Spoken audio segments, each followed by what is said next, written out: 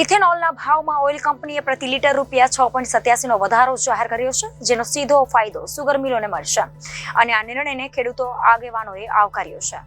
ઇથેનોલના ભાવમાં ઓઇલ કંપનીએ પ્રતિ લીટર ₹6.87નો વધારો જાહેર કર્યો છે, જેનો સીધો અસર સુગર મિલોને પડશે, જેનો ફાયદો સુગર મિલોને મળશે અને આ નિર્ણયને ખેડૂત આગેવાનોએ આવકાર્યો હતો. ખેડૂત આગેવાન જયેશ પટેલે જણાવ્યું હતું કે ઇથેનોલનું ઉત્પાદન કરતી દક્ષિણ ગુજરાતની લગભગ 9 સુગર મિલોને 50 થી 60 કરોડની વધારાની આવક થશે.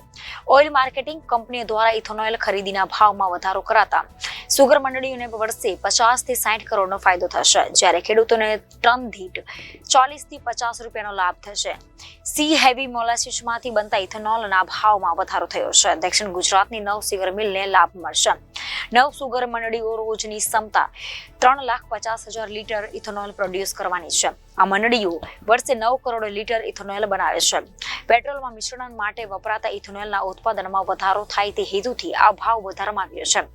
સી હેવી મોલાસીસ એ શેરડીની બાય પ્રોડક્ટ છે. ગુજરાતમાં દક્ષિણ ગુજરાતમાં ખાંડ મંડળીઓ આવેલી છે. ખાસ કરીને ખાંડની સાથે મોલાસીસ પણ બને છે અને આ મોલાસીસમાંથી ઇથેનોલ બનાવતા હોય છે.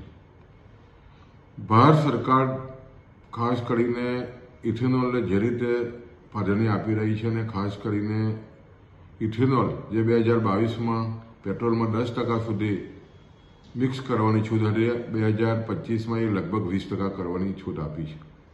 સાથે સાથે ઓઇલ કંપનીઓ પણ હાલમાં ખૂબ જ જે ઇથેનોલ ખરીદીની છે એના ખૂબ જ સારા ભાવો વધાર્યા છે.